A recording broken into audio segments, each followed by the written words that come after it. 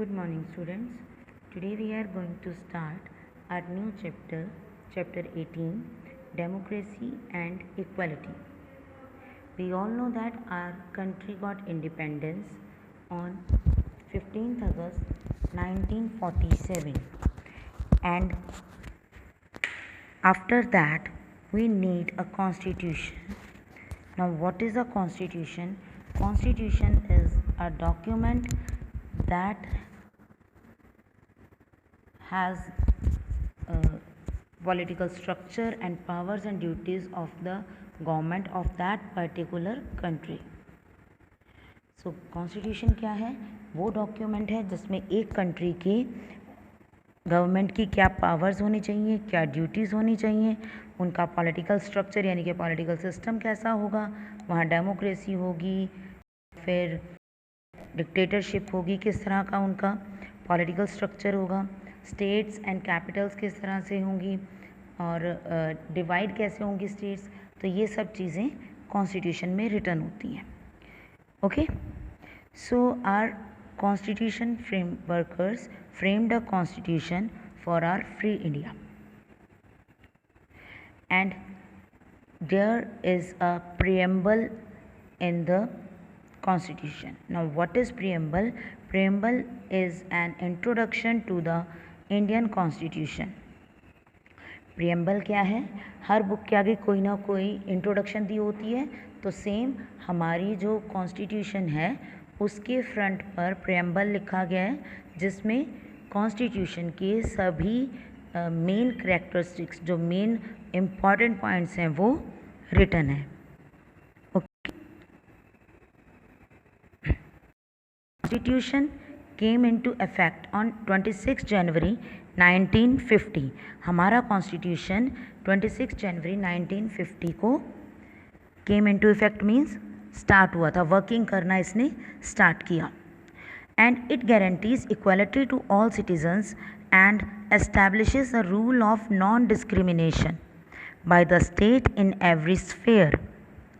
ये गारंटी देता है कि सभी यहाँ के सिटीजन्स, इंडिया के सिटीजन्स जो हैं वो सब इक्वल हैं और हमारी स्टेट या हमारी गवर्नमेंट किसी भी तरह का डिस्क्रिमिनेशन नहीं करती है.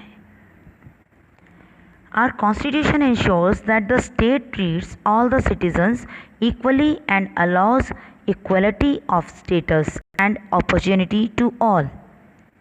हमारा कॉन्स्टिट्यूशन हमें ये भी श्योर करवाता है कि हमारी स्टेट सब सिटीजन्स के साथ, सब लोगों के साथ इक्वली बिहेव करेगी और उनको इक्वल अपॉर्चुनिटीज़ मिलेंगी वर्क करने की, रहने की.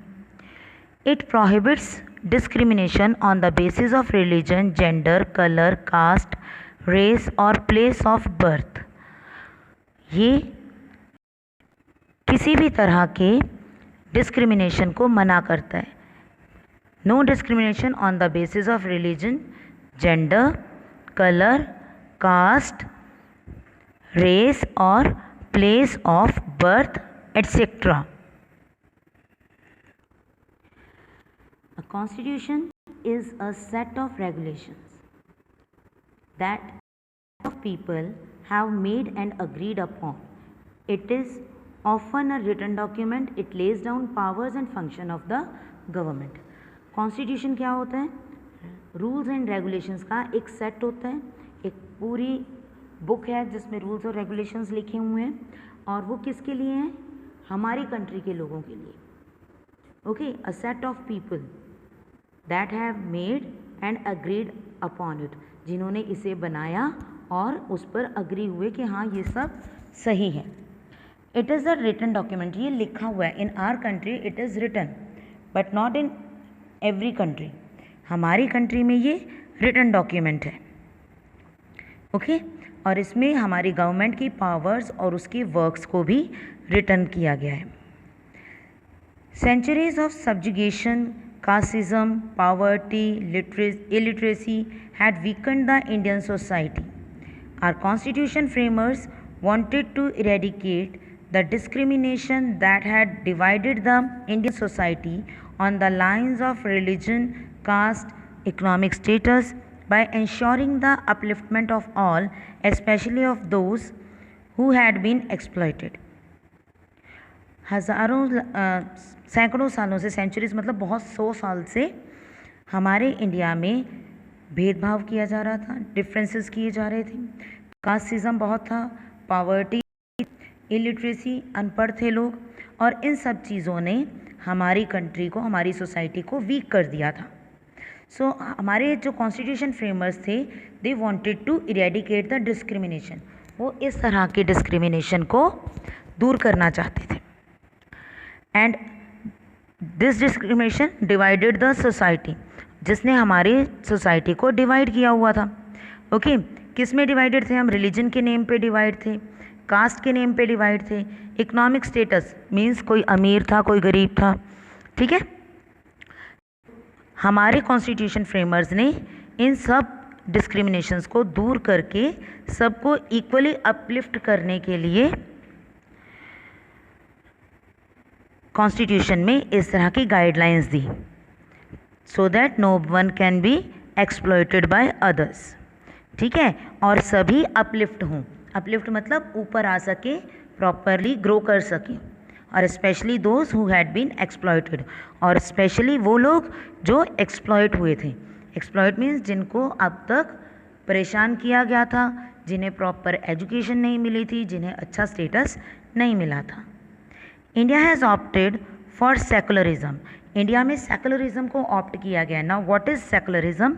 Secularism means that state doesn't have, कि हमारी स्टेट का कोई रिलीजन ना हो. Now we are taking the example of our country, कि हमारी कंट्री में क्या हमारी गवर्नमेंट का कोई रिलीजन है? क्या हमारी गवर्नमेंट सिर्फ मुस्लिम्स की है, या सिर्फ हिंदूज़ की है, या सिर्फ सिख हमारी गवर्नमेंट को चला रहे हैं? No, our government has no religion. ठीक है, तो हमारे कॉन्स्टिट्यूशन में क्या ऑप्ट किया, किस चीज़ को हमने अडॉप्ट किया कि सेकुलरिज्म हो, where everyone is free to follow the religion of one's choice. Secularist country में क्या होता है कि हर पर्सन अपनी मर्जी का रिलीजन फॉलो कर सकता है, और स्टेट का कोई अपना रिलीजन नहीं होता. Indian constitution aims to establish social order where identification of person is not on the basis of religion that he she follows to the or the caste he she belongs, what he she is or what he she has made himself into. हमारे country में हम किसी को उसके name, उसकी cast या उसके religion से पसंद नहीं करते, उसके वर्क से पसंद किया जाता है. ठीक है, उसका वर्क जो है वो बताता है कि वो किस तरह का पर्सन है. क्लियर?